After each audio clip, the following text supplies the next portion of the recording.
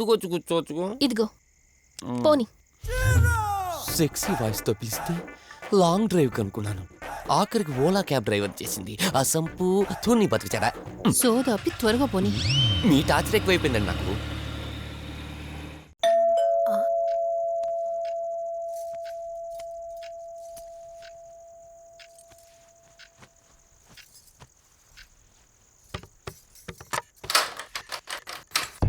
ఈవిడేంటి శివగామిలా ఉంది? పొద్దున్న 2 వచ్చారు, కూడా నీడని తెచ్చారు. ఇప్పుడు 3 వచ్చారు. వీడెవడు? ఏ అసంపు, మీరు లోపలికి రండి. ఇట్ట ఇట్ట అనుకుంటే వెళ్తుందేంటి? మేమెందుకు వస్తాం? అక్కడ కూర్చొని చూస్తాం. ఎవరు అక్కడ?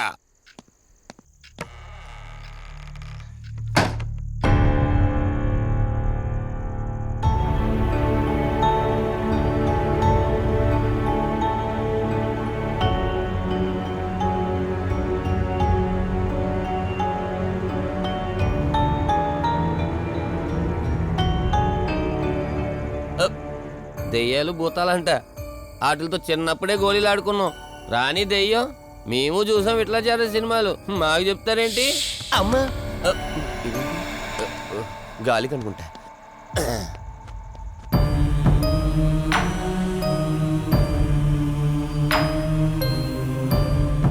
అయ్య బాబా, వీళ్ళ ఆడోళ్ళు కాబట్టి భయపడుతున్నారు. మనం ఎందుకు భయపడతాం? ఒకవేళ దెయ్యం వస్తే దానికి మత్తు ఇంజెక్షన్ ఇచ్చి ఆపరేషన్ చేశాననుకోండి, ఇంకా జీతరు దాతావరం మొత్తం దొబ్బేయాలి. విన్నారా వీళ్ళు? ఆ విన్నా మనల్ని ఏమంటారులే.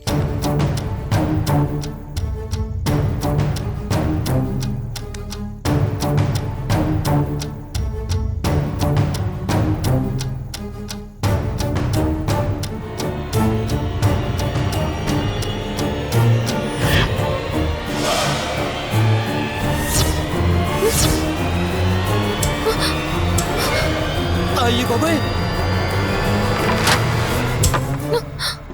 తల్లి తల్లి తల్లి, అమ్మ తల్లి తల్లి తల్లి తల్లి, దుర్గాబాయ్, తల్లి కవిత కళ్ళేదు. తల్లి తల్లి, ఎక్కడున్నావు తల్లి? ఎక్కడున్నావమ్మా?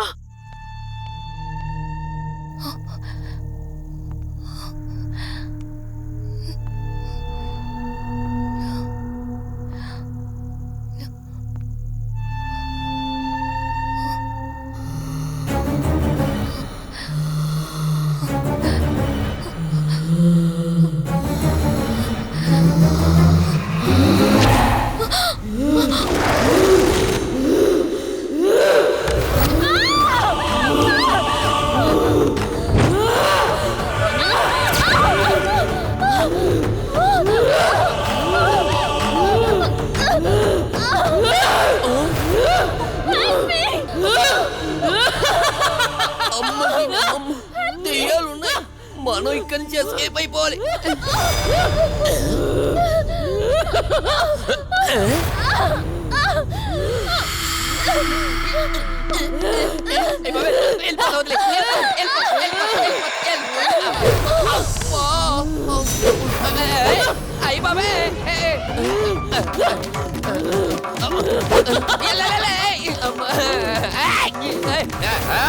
ఎవర్రా?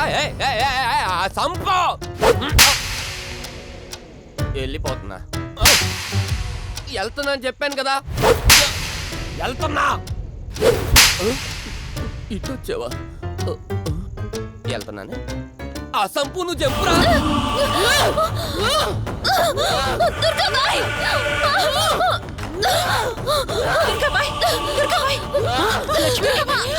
తల్లి తల్లి,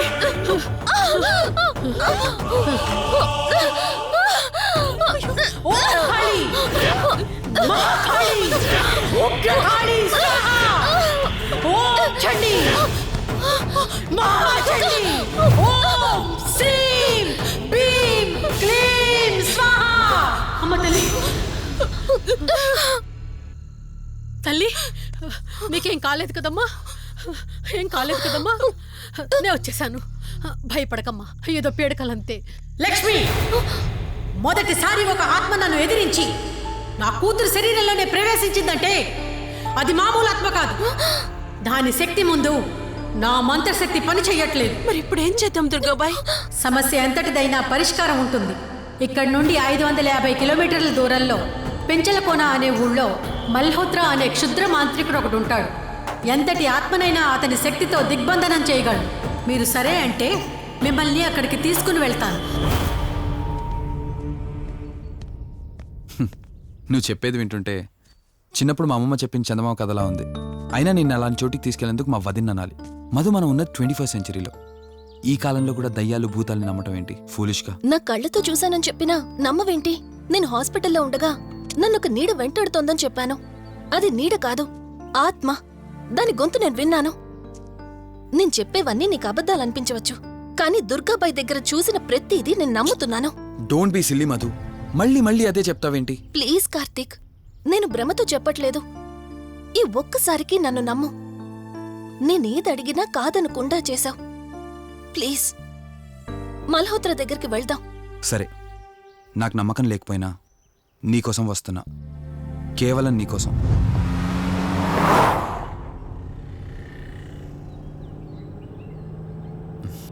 ఏంటి అలా చూస్తున్నావు? నేనెవరో ఏంటో తెలీదు, నా గతం ఏంటో తెలీదు. ఆ రోజు ప్రమాదంలో ఉంటే సేవ్ చేసి హాస్పిటల్లో అడ్మిట్ చేశావు. అంతటితో నీ బాధ్యత తీరిపోయిందనుకుని వెళ్ళిపోయి ఉండొచ్చు కదా. నువ్వు మామూలు కండిషన్లో ఉండుంటే నేను మీ ఇంట్లో వాళ్ళకి అప్పగించి ఒక కప్పు ఛాయ్ తాగి బాయ్ చెప్పి వెళ్ళిపోయేవాడిని. కానీ నేను నా కండిషన్లో చూశాక ఒంటరిగా వదలాలనిపించలేదు. నువ్విలా మాట్లాడుతుంటే చాలా బాగుంటుంది కార్తీక్, కానీ ఒకటి మాత్రం నిజం. నిన్నటి వరకు భయం వేసేది. ఈరోజు నువ్వు నా పక్కనుంటే చాలా ధైర్యంగా ఉంది. ఫస్ట్ టైం భయాన్ని పక్కన పెట్టి నీ గురించి ఆలోచిస్తే ఈ ధైర్యం జీవితాంతం కావాలనిపిస్తుంది. ఎందుకలా నవ్వుతున్నావు? కావాలనుకోవడానికి, కలిసి ఉండడానికి కావాల్సింది ధైర్యం కాదు, నమ్మకం. ఆ నమ్మకం కోసమే అడుగుతున్నాను. రేపు నాకు గతం గుర్తొస్తే ఇప్పుడున్నట్టే ఎప్పటికీ నాతో ఇలానే ఉంటావా? లైఫ్ ఒక ట్రైన్ లాంటిది. ఎక్కేవాళ్ళు ఎక్కుతూ ఉంటారు, దిగేవాళ్ళు దిగుతూ ఉంటారు.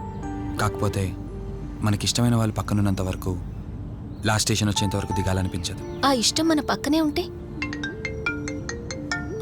వదిన ఫోన్ చేస్తుంది. వదినా. కార్తీక్, దుర్గాబాయ్ నాకిప్పుడే ఫోన్ చేసింది. ఈరోజేవో గడియలు బాలేదంట. రేపు మార్నింగ్ రాహుకాలం తర్వాత రమ్మని చెప్పింది. ఇంతకీ మీరెక్కడున్నారు? వేటపాలెం దగ్గరలో వదినా. ఆల్రెడీ సగం దారి రీచ్ అయిపోయాం. సర్లే, ఓ పని చేయండి. నైట్లో జర్నీ ఏం చేస్తారులే గాని దగ్గరలో ఎక్కడైనా స్టే చేసి మార్నింగ్ వెళ్ళండి. ఓకే వదినా, అలాగే. ప్రోగ్రాంలో చిన్న చేంజ్. మల్హోత్రా రేపు రమ్మన్నారట. బట్ నువ్వు కంగారు పడాల్సిందేం లేదు. దగ్గరలో వాసు గెస్ట్ హౌస్ ఉంది. ఇవాళ రాత్రి అక్కడ స్టే చేయొచ్చు మనం.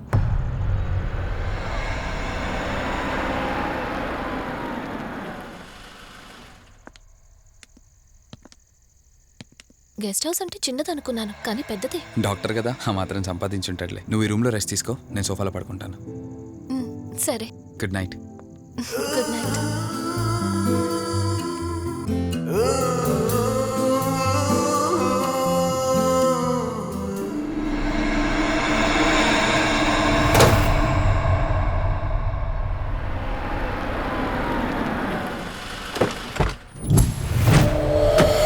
నేను చెప్పింది తన గురించే.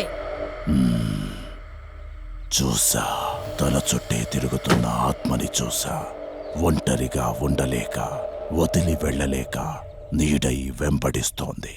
అంటే మూలా నక్షత్రం మొదటి గడియల్లో జన్మించిన వాళ్ళు కోరికలు తీరకుండా రాహుకేతువు గడియల్లో మరణిస్తే ఆత్మగా మారి భూమి మీదే తిరుగుతూ ఉంటారు. దీన్ని అంతం చేయడం అంత సులభం కాదు. మరిప్పుడేం చేద్దాం?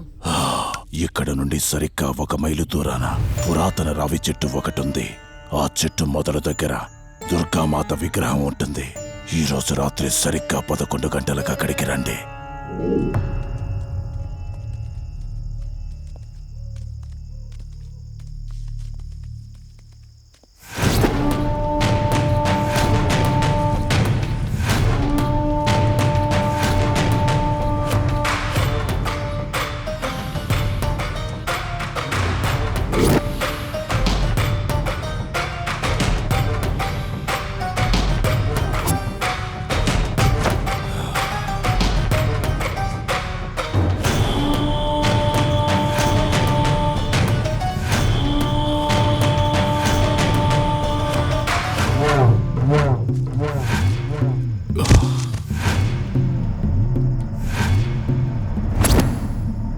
ఇప్పుడు నేను చెప్పేది జాగ్రత్తగా వినండి.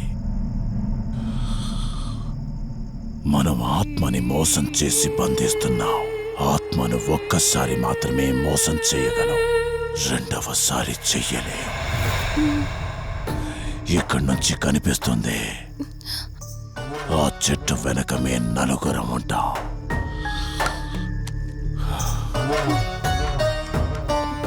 నువ్వు ఈ పుస్తకం చదవడం మొదలుపెట్టినప్పటి నుంచి వాడు కళ్ళు తెరిచేంత వరకు నువ్వు చదువుతూనే ఉండాలి. ఆ శవం కళ్ళు తెరిచాక నువ్విక్కడుండకూడదు. ఒకవేళ నువ్విక్కడే ఉన్నట్టయితే వాడు నిన్ను చంపేస్తాడు.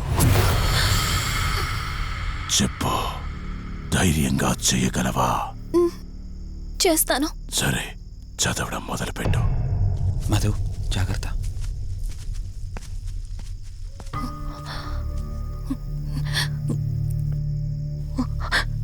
ఓం హ్రీం మే పాతు మూర్ధన జ్వాల దుక్షర మాతృక. ఓం శ్రీం మే పరాత పాతం త్యక్షరీ విశ్వమాతృక. ఓం క్లీం సౌ మాతృక సాదేవి అయం మాతృక. ఓం హ్రీం సౌ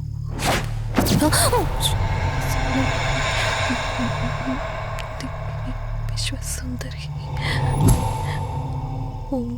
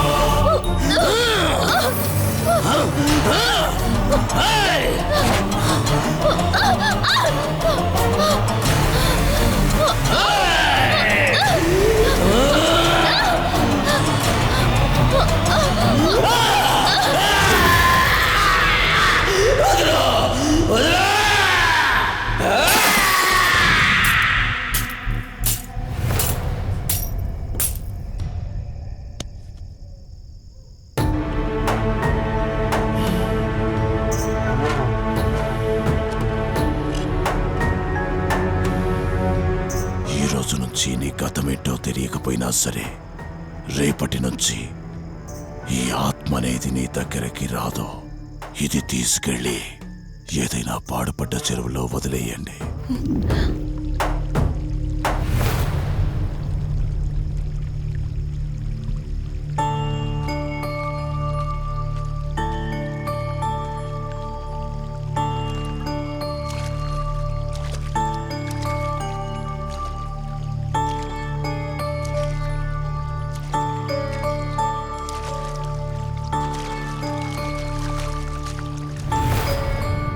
కార్తీక్, నా ఈ జీవిత ప్రయాణంలో ఒంటరిదాన్ని కాకూడదని నన్ను పెళ్లి చేసుకోవడం కోసం వాళ్ళ తల్లిదండ్రులతో మాట్లాడడానికి వెళ్ళాడు.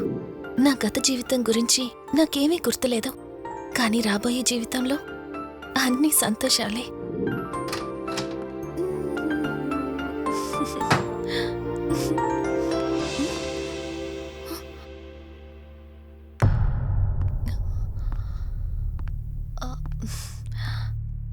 అక్కా, ఏమైంది?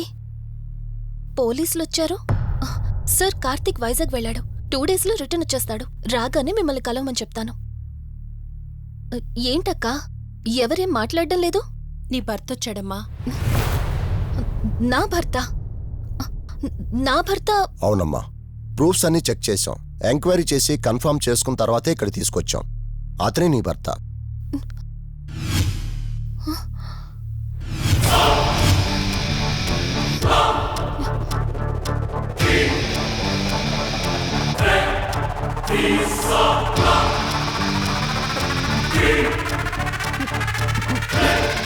మీరు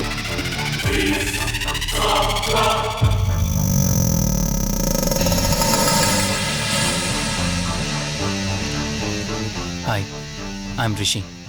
నేనే నీ భర్తని. నీ పేరు మధు కాదు, శివరంజని.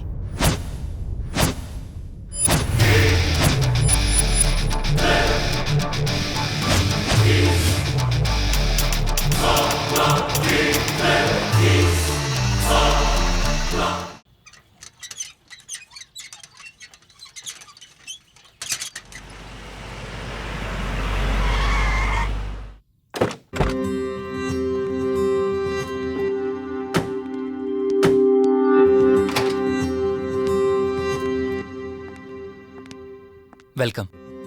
ఇదే మన తాజ్మహల్. నీ టేస్ట్కి తగ్గట్టు నేను ఇష్టంగా కట్టించింది.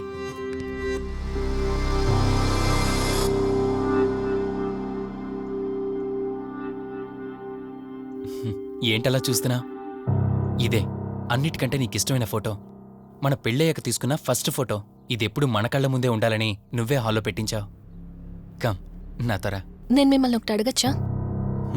నేను ఆ రోజు చెరువులో ఎలా పడ్డానో, ఆ టైంకి నేను ఆ రోజు అక్కడ ఏం చేస్తున్నాను, అయినా ఆ పేపర్లో యాడ్ ఇచ్చి ఇన్ని రోజులైనా నన్ను తీసుకెళ్ళడానికి ఎందుకు రాలేదు? ఆ సంఘటన జరగటానికి కొన్ని గంటల ముందు నేను యుఎస్ వెళ్ళిపోయాను. తిరిగి వచ్చాక నాకు తెలిసిన ప్రతి చోట నేను వెతికాను. నువ్వెక్కడ కనిపించలేదు. చివరికి ఏం చేయాలో తెలియక పోలీస్ కంప్లైంట్ ఇవ్వడానికి వెళ్తే అప్పుడు తెలిసింది. అంటే ఈ 15 రోజుల్లో మీరింటికి ఒక్కసారి కూడా ఫోన్ చేయలేదా? లేదు. కారణం మన ఇద్దరి మధ్య జరిగిన గొడవ. గొడవ? ఎస్. 4 months బ్యాక్ మన లైఫ్లో ఒక ప్రాబ్లం వచ్చింది. మనకి యుఎస్లో బిజినెస్ ఉంది. దాన్ని నా పార్ట్నర్ కౌశిక్ నేను చూసుకునేవాళ్ళం. అందువల్ల మంత్లీ 15 days యుఎస్లో ఉండేవాణ్ణి. కరెక్ట్గా మన పెళ్లి రోజే నువ్వు తల్లివి కాబోతున్నావు తెలిసింది. బట్ అదే టైంలో నేను అర్జెంటుగా యుఎస్కి వెళ్లాల్సి వచ్చింది. ఆ తర్వాత ఒకరోజు నువ్వు కాలు జారి మెట్ల మించి కింద పడిపోయావు. నీకు అబార్షన్ జరిగింది.